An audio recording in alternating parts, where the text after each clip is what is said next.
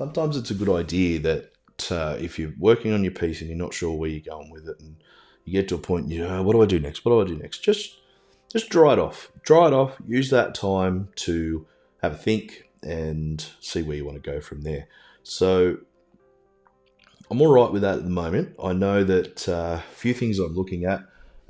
This little bit here, I just painted that a little bit clumsily, so that will be saved with a bit of gouache later on, or a bit of white watercolour, just to bring that up a little. But I don't mind it. I don't care. We're not painting perfection. We're not replicating reality. Okay, but I just want to bring that line back a little bit. Aside from that, I'm pretty happy with how it's all going.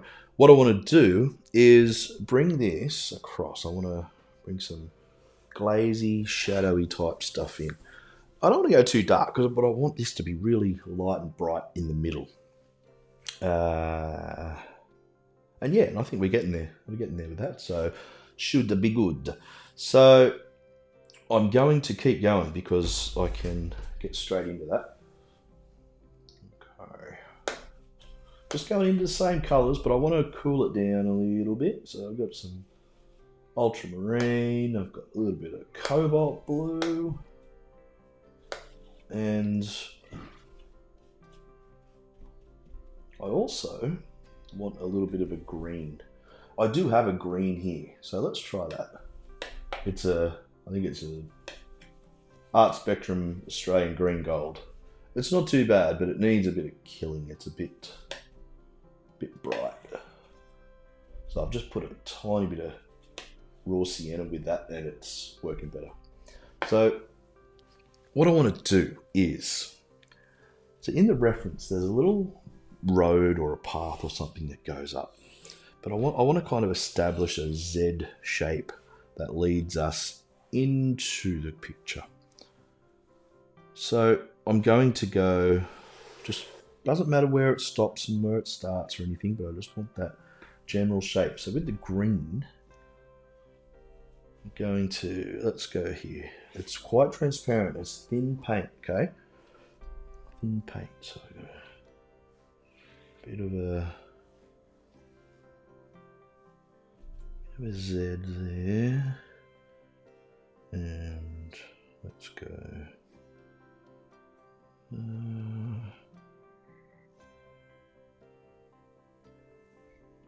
we go. That's all we kind of need. I'll just mess it up a bit. I don't want it to be too neat and tidy. And with this top edge here, I'm just going to go along there with water just to soften it up. So it looks really neat and tidy there at the moment. Like, what I mean by that is it's got sharp edges and things, which is fine for some of it, but for a lot of it, I want to kill some of that so it's not so obvious and, pretty and straight. So I'm just going straight up, and just with that grey colour that I mixed with a bit of blue, I'm just putting a few little dots and dashes just so it messes up a little bit, and it also gives it a bit of three-dimensionality as well. So I'm putting that in and let it stop there, but just don't make them perfectly straight. Just bring some nice darks and nice raggedy edges in there too. But that's all I kind of want to do there.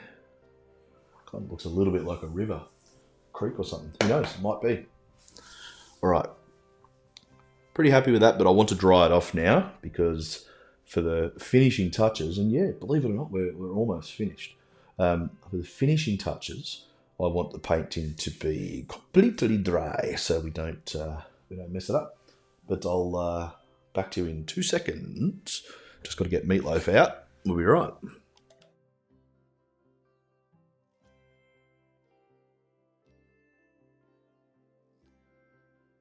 Cool. Happy with that.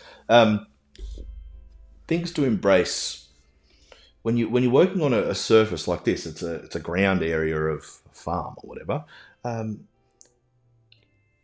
don't worry when you get things like this. There's all these little blooms and stuff happened when I was drying it. And it's kind of deliberate, moving the water back in, the paint back in there so it blossoms out.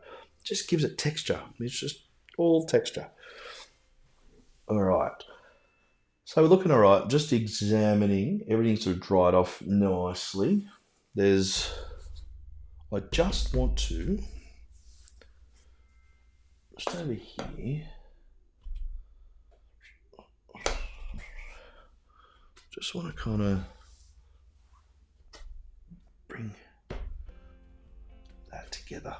It's kind of a bit disjointed. I just wanted to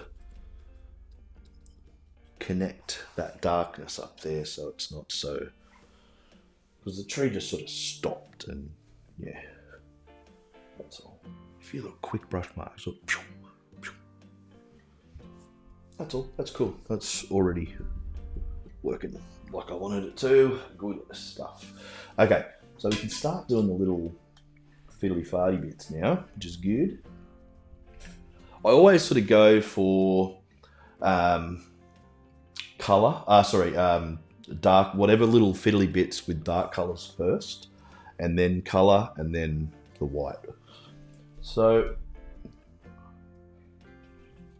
just got a bit of neutral tint. Hi, a quick word on neutral tint. It's often confusing for people to first start using neutral tint. The best way to think about it is if you've got a colour that you like, but it's just a little bit bright and you want to tone it down, a bit of neutral tint will do that without it losing its transparency or its luminosity of the original colour. Really good for use in tonal sketches, things like that, or for nice little darks at the end of a painting if you just want to put a few little sneaky bits and bobs in like we're doing now. But really good. I'd highly recommend getting into it. Neutral tint. It's good fun, mate. It's good fun. And it's pretty thick paint, so I'm just looking around to see what we need to whack in here. There's a few little awnings and things. You can't really see it that much, but it's all good. There's just little bits. There's one major thing that I want to put in. Now watch what happens here. As soon as I put this in, this telegraph pole, it gives the painting depth because you're putting something in front of the thing that's closest to us, you know what I mean? But it's amazing. It freaks me out every time. It's so cool. Yeah, let's go up about there. Make it pretty big.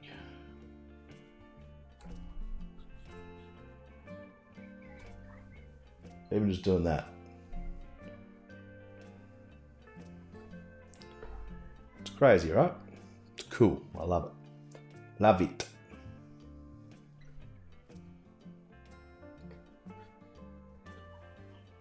Okay. Right. Colour stuff is done. Now I just need to do a couple of power lines. Got the rigger. Some, watery-ish, so you're probably talking milky consistency on the brush, and practice your rigger work so you find out what works for you. I used to do all the time at the end of the brush with the rigger, and I've just found, it's not my normal approach, I've just found that I get good results or better results just by keeping it a bit more down here. And I always pivot my brush with, sort of anchor it with my little finger on the page.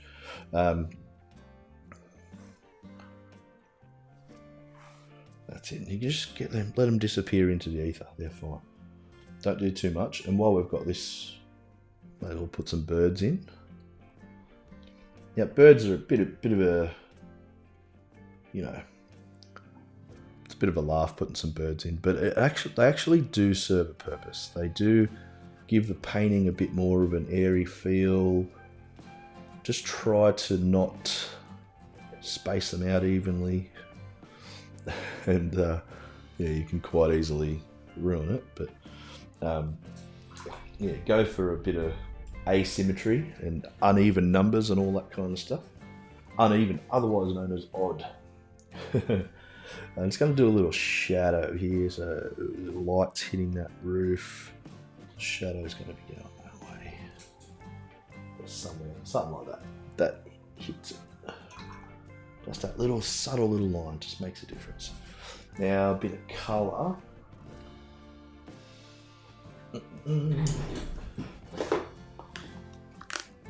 Alright, now I've got, I always like to put a little bit of red. Not always, but it works. It's not my trick at all. People have been doing it for, artists have been doing it for thousands of years. Thousands might be an exaggeration, but I'm not sure. But a bit of red always just helps draw the eye in, and it's kind of cool on farmyard sort of scenes like this because it does work, because there's lots of red tractors and all that kind of stuff around. But my big tip for the red is don't do too much of it, and take your paint straight out of the tube rather than out of your palette, because out of the palette they tend to dilute. Reds dilute really easily. They're strong, but they lighten up a hell of a lot when they're dry, when they've got some water in there. So don't do too much of it. Take it straight from the tube and you'll be a winner. Now, a little bit of white. This is white watercolour, titanium white watercolour, not gouache. But there's that little line that I just wanted to fix up a bit. And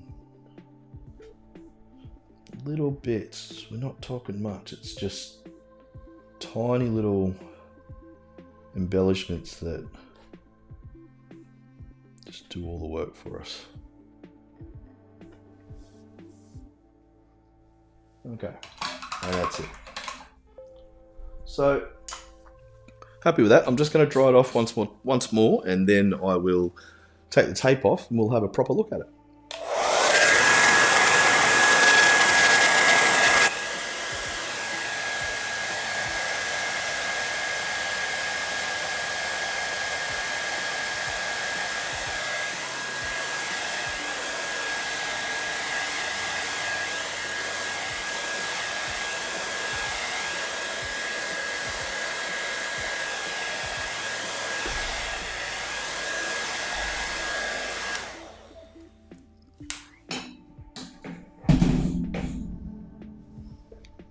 Okay, here we go.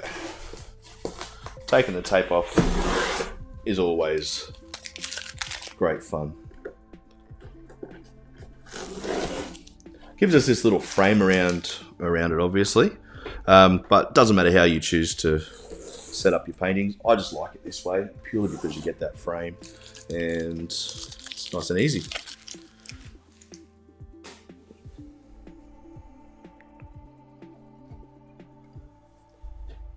All right, pretty nice. I like it, nice and fresh. And I'm hoping that you can see that the importance of keeping the wash really simple and really light at the start, and then nice softness with that distant hill, putting it in and letting it go. Don't work it too much. Don't overwork things at all. Just put it in. As soon as your mark is there, get the hell out of there. You don't need it. And a bit more softness in the distance, that just gives us a little more depth. Sharper marks here. Big trees, smaller trees, nice freshness, nice bit of light down the middle. Thanks so much for joining me there. I will see you next month. Come along and join me for our live Q&A on Facebook.